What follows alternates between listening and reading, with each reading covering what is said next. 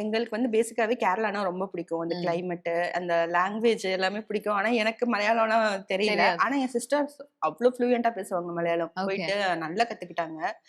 அம் அங்க ரொம்ப ஜாலியா இருக்கும். ஃபர்ஸ்ட்டு வந்து அவங்க வந்து ஒரு அ வாய் பேச முடியாத ஒரு கேரக்டர் தான் பண்ணாங்க. அப்ப நான் நெனச்சேன், "எப்படி மலையாளம்லாம் கத்துக்கிறது? அதெல்லாம் பேச பேச தானே வரும். நீ வேற ஊமையா நடிக்கிற" அப்படின்னு சொல்லிட்டு.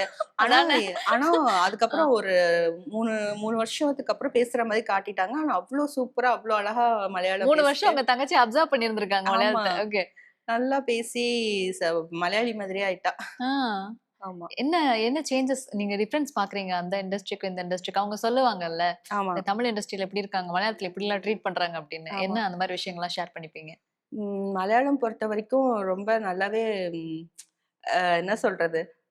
நம்ம தமிழ்ல வந்து அந்த அளவுக்கு வாய்ப்பு சும்மா சும்மா நமக்கு நெறையா இது கேம் ஷோ அது இது எல்லாமே கிடைக்கும். இங்க கிடைக்கிற பேமெண்ட் விட மலையாளத்துல வந்து பேமெண்ட்லாம் கொஞ்சம் கம்மியா தான் குடுப்பாங்க. ம். நமக்கு வந்து தமிழ்ல பண்ற அளவுக்கு மலையாளத்துல வந்து மலையாளம் ஓகே தான். ஆனா அந்த அந்த அளவுக்கு வந்து சம்பாதிக்கிறதோ அந்த மாதிரிலாம் அந்த அளவுக்கு பண்ண பண்ண முடியாது. முடியாது.